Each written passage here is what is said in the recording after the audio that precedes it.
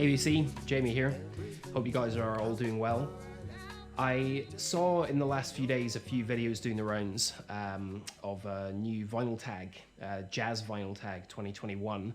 So I thought I would give it a bit of a go myself. Been a while since I made a video. Figured this might be a good way to get back in the rhythm of things again.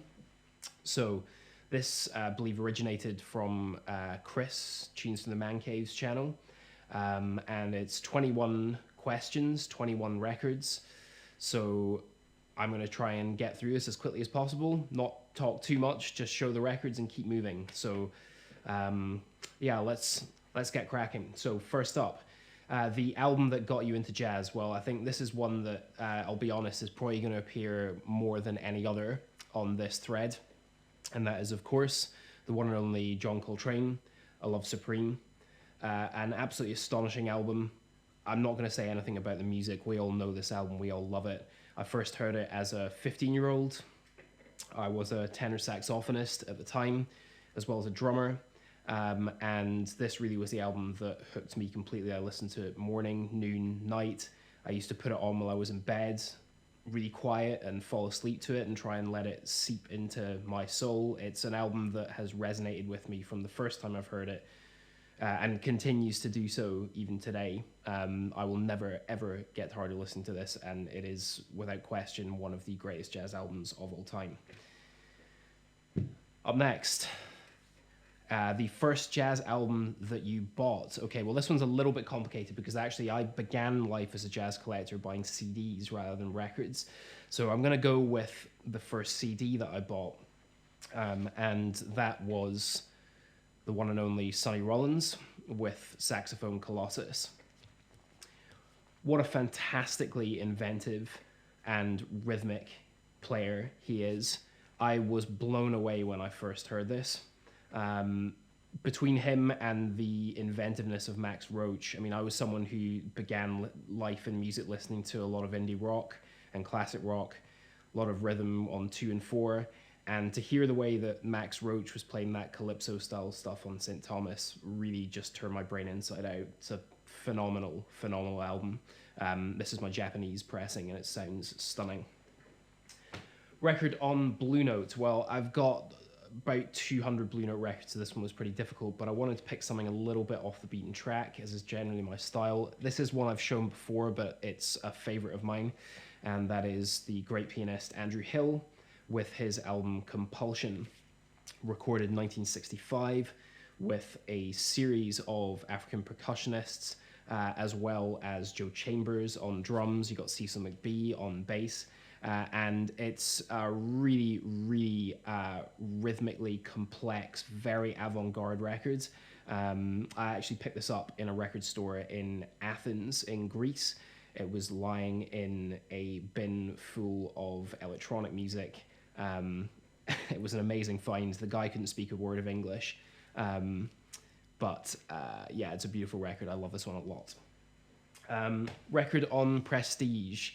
Well, I have a huge penchant for 70s jazz. I've talked about that many times, so I'm gonna have to pick something from the great alto saxophonist Gary Bartz. This is a live record he recorded at the Montreux Jazz Festival with his working group at the time, and this is I've Known Rivers and Other Bodies. He appears on vocals on a few tracks as well, and he's not a bad singer at all, actually. But for me, it's the soaring sound of his saxophone on the title track of this. It's not just soulful. There are some moments where it gets pretty free, which I really, really like too. But if you don't know this, I highly, highly recommend checking it out. It's a great, great live record. Okay, record on Impulse. Well, again, there's so many choices for this. I've already mentioned John Coltrane, of course, so I'm going to leave him out for this one, but it would fall to his wife, Alice Coltrane, for the next pick.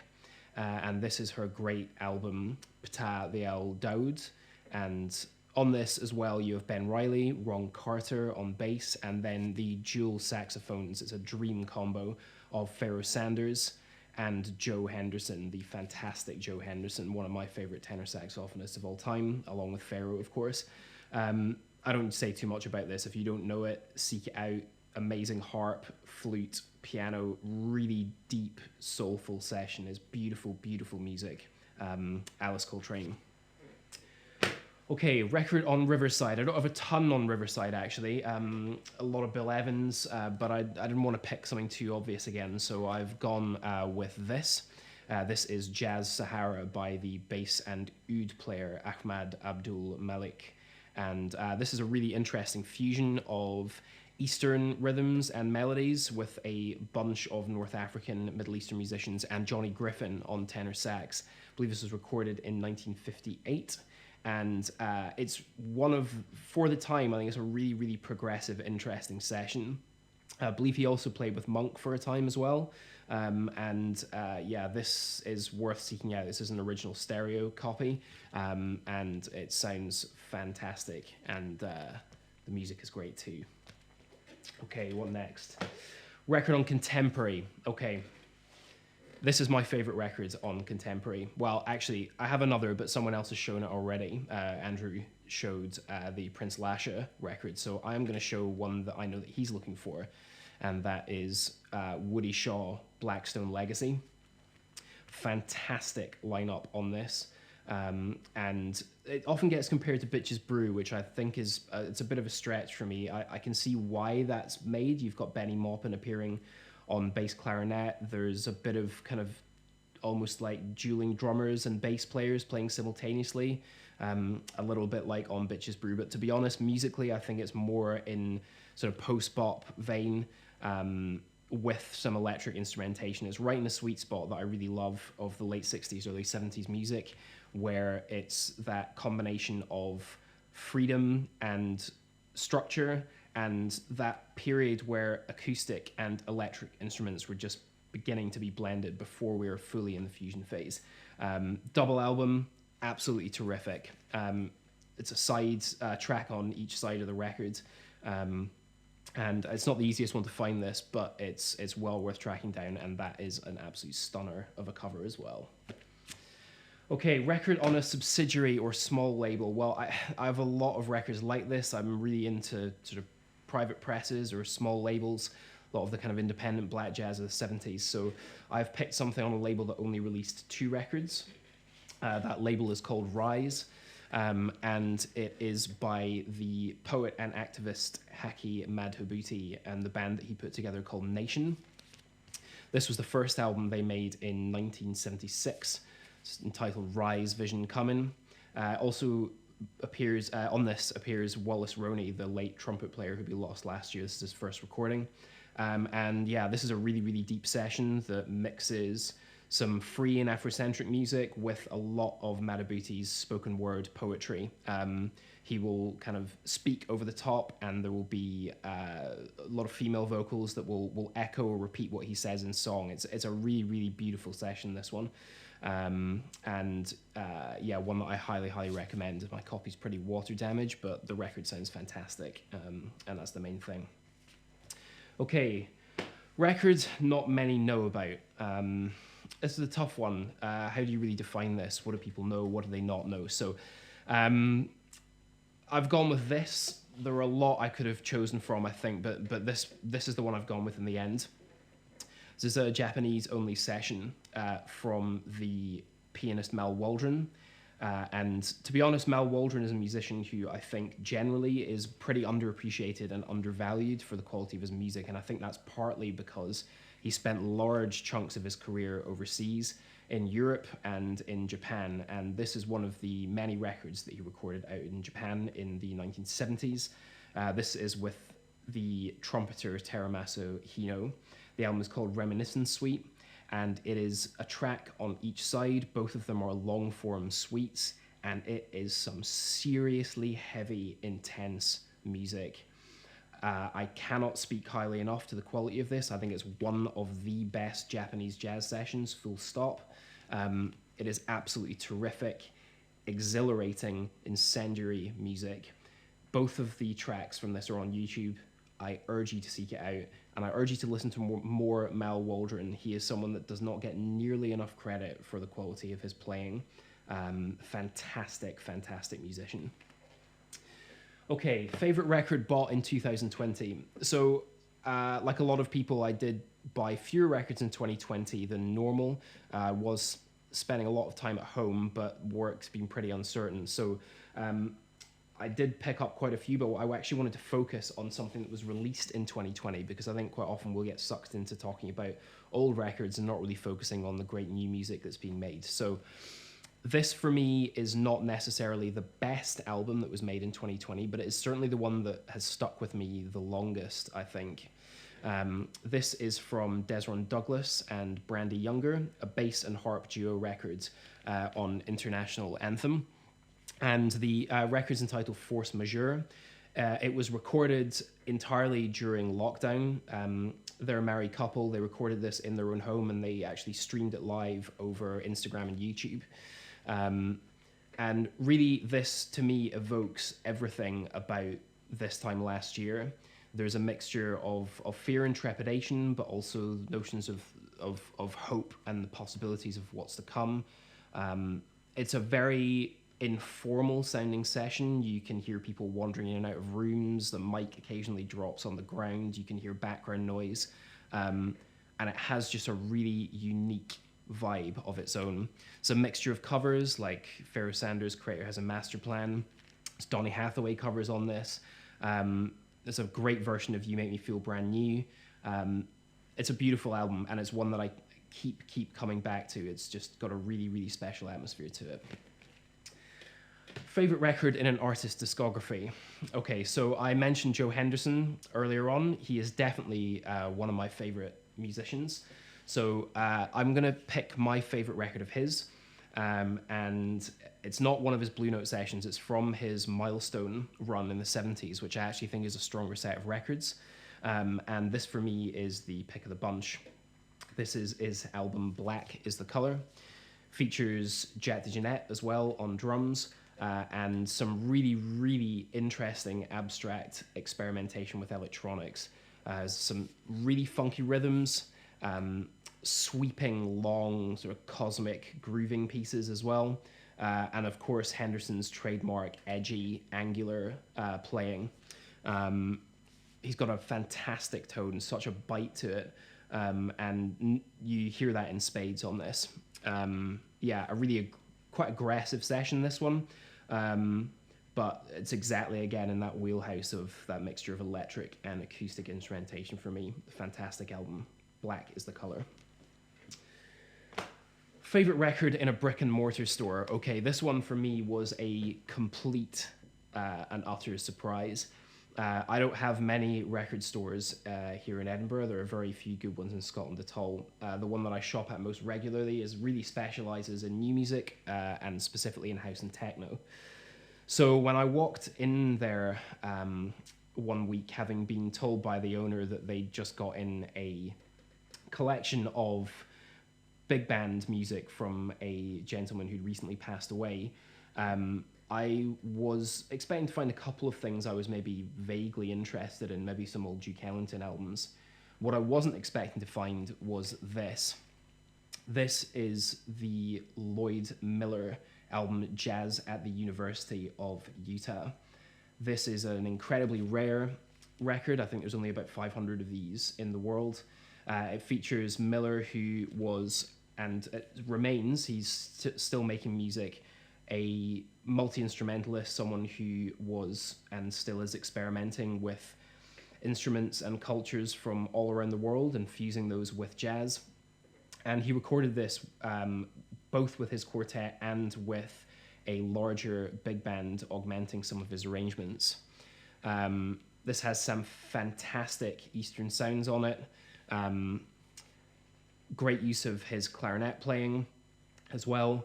And yeah, just not something I was ever expecting to find in a record store in Scotland, and especially not a house and techno specialist. So yeah, I love this album. It's really special, really unique, and it's proof that there are still occasionally great finds in unexpected places. Okay, a record you bought online. This is one that I definitely would never have any chance of finding in Scotland. Most things that I have to shop for online, in all honesty, nowadays, unless I can make it down to London, which obviously I've not been able to do for quite some time. And this is one of my favorite albums of all time. This is the Ensemble Al Salam with their album The Sojourner on Strata East. This is definitely one of the classic Strata East sessions. I would say one of the sort of benchmark sounds when people use the term, which to be honest I really don't like, spiritual jazz. I think this is the kind of thing they often have in mind. Spirited vocals for sure, mixture of groove and vamps, but also freedom. Some of the bass work on here in particular, the track Peace is the one to really look for. Peace and Circles are the two. Circles is really, really funky, but Peace has the most amazing loping electric bass groove, and some beautiful, beautiful call and response vocals. Great saxophone playing on here too. This band did make one other record. It was entitled Elephant Trot Dance, which I think, again, is really difficult to find, but this is the one. Every track on here is, to me, a classic. And it's a beautiful, beautiful special session, and I feel really privileged to have this in my collection. Okay, what's next? A records found or gifted to you. Okay, this was one where I was very fortunate to have a friend of mine who lives just outside of Edinburgh who drops into charity shops pretty regularly on his lunch breaks. And he dropped me a message and tipped me off that this was on sale in an Oxfam charity shop for a very, very cheap price. And that is Graham Collier, British bass player, and his album Deep Dark Blue Center. This features a number of musicians who would go on to play in the likes of Soft Machine, but this is an acoustic jazz session from the late 1960s, and Collier was really regarded as the sort of Charles Mingus of British jazz. He's a fantastic arranger, very mature, dark sounding tracks. Really interesting use of instrumentation as well. Very, very creative. But this is a really, really atmospheric session, as the cover and the title suggest. Beautiful, beautiful, sort of larger format modal jazz. Some fantastic UK jazz in that period, and this album is no exception. Okay, a box set. I don't have a lot of box sets, I must say. It's not something I really look for very often. But I do have this one, which I know was reissued quite recently for, to my mind, an absolutely extortionate price. I don't care how good it sounds. The pricing on it was an absolute joke. But the music is fantastic.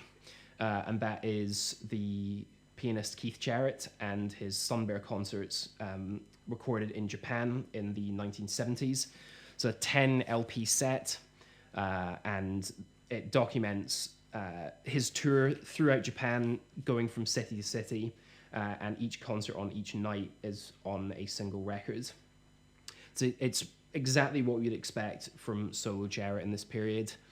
Lots of ecstatic piano playing, long vamps, occasionally very naughty, dark abstraction, verging into freedom.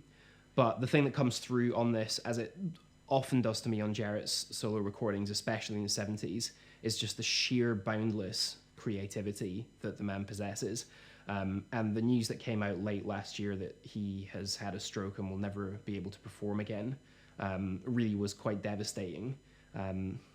But this, for me, the music on this is much, much stronger than the Cologne concert, which is better known and more highly regarded. This has the more inventive playing for me. Really, really fantastic. Okay, a 10-inch or 7-inch. Okay, plenty of those. So I just grabbed one at random. This is on the Black Jazz label. If you can see that, not quite. And this is Doug and Jean Carn. And this has a version of Bobby Hutcherson's Little Bees poem on one side, and on the other, a cover of Horace Silver's piece. Both of these were taken from the debut records that the pair of them put out on Black Jazz. I have all 3 of those LPs, and they're all really fantastic. But yeah, it's always nice to have 7s from Black Jazz. They're actually not that hard to get hold of and still quite cheap. So keep an eye out for them. There seem to be plenty doing the rounds. A most recent find. This arrived in the post on Saturday, so just yesterday. And this is the Japanese pianist Masabumi Kibuchi in collaboration with the great arranger and conductor Gil Evans. Recorded in Japan in 1972, live in concert. Also features Billy Harper on tenor sax. There's a great version of his composition Priestess on this.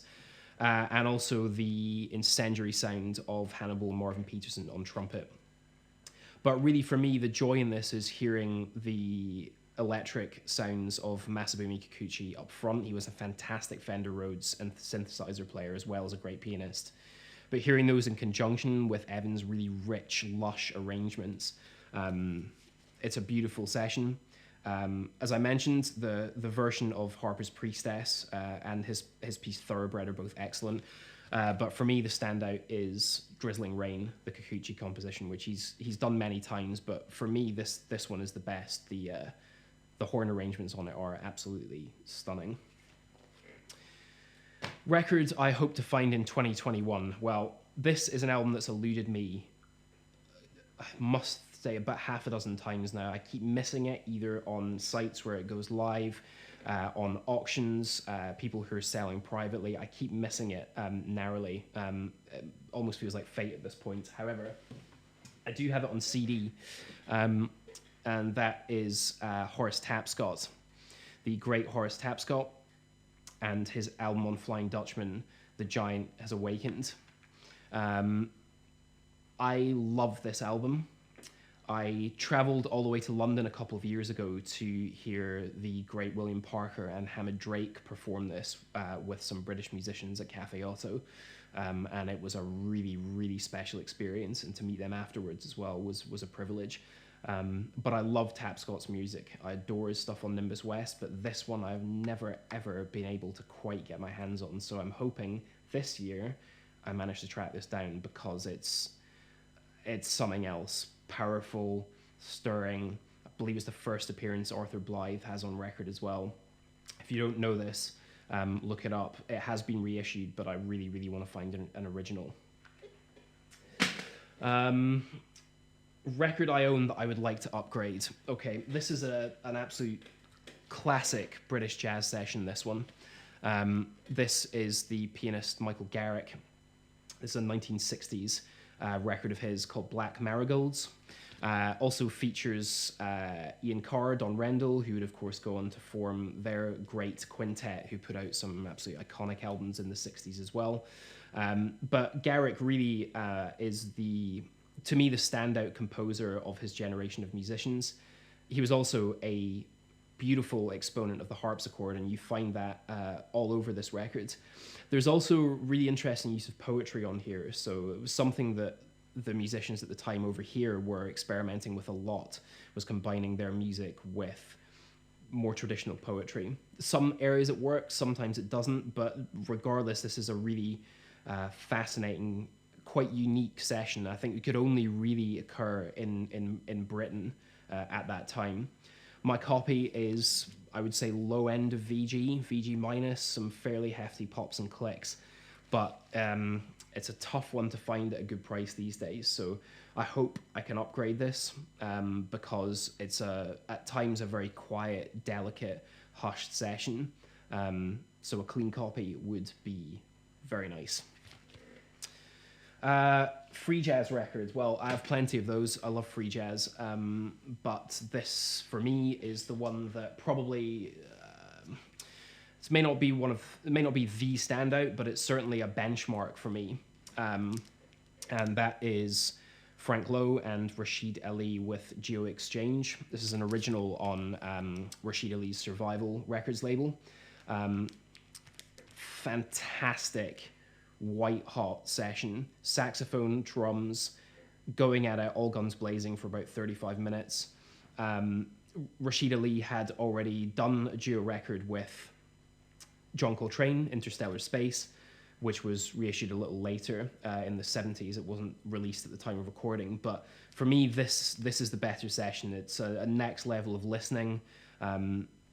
There's a real synergy between both of them. It feels like they're comfortable in the duo context in a way that the Coltrane Ali session feels a little more tentative and exploratory. Duos would go on to be one of the staples of free jazz during this period, partly down to economics. It's just much cheaper for musicians to record and perform in pairs than it was in larger formats where they couldn't afford to pay everyone. So it's a benchmark of that part of the free jazz language. It's a really essential document of the free music of the period, of what was happening in the early 1970s. It's not for everyone, but I think it's absolutely terrific.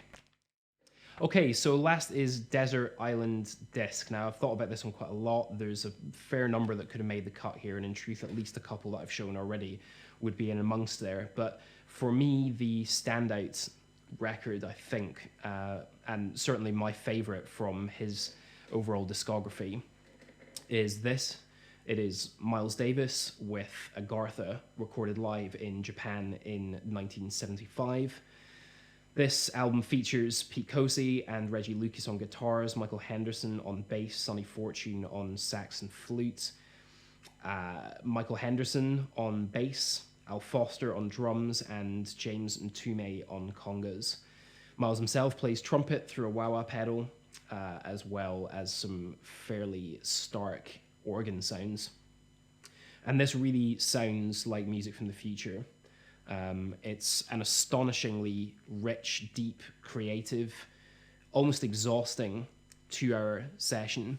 The band start at about this level of intensity, and the way that most of these sessions work, most live albums, they'll start about here and they'll peak and then drop off.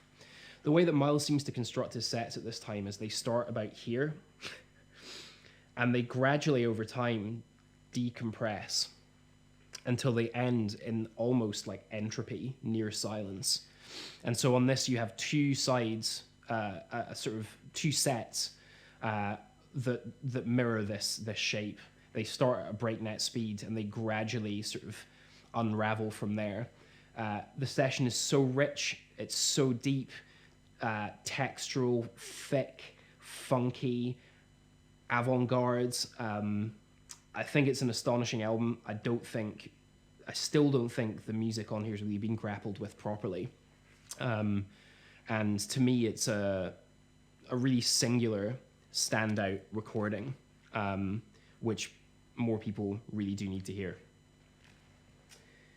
So that just about rounds up this. I've gone as quickly as possible for my standards, which still probably puts this at about half an hour. But yeah, I want to thank Chris for starting this thread. I think it's a really interesting one. Hopefully there's some cool stuff that you'll have discovered if you made it through to the end. If you have, thank you for watching. Yeah, so until next time, take care, and yeah, cheers.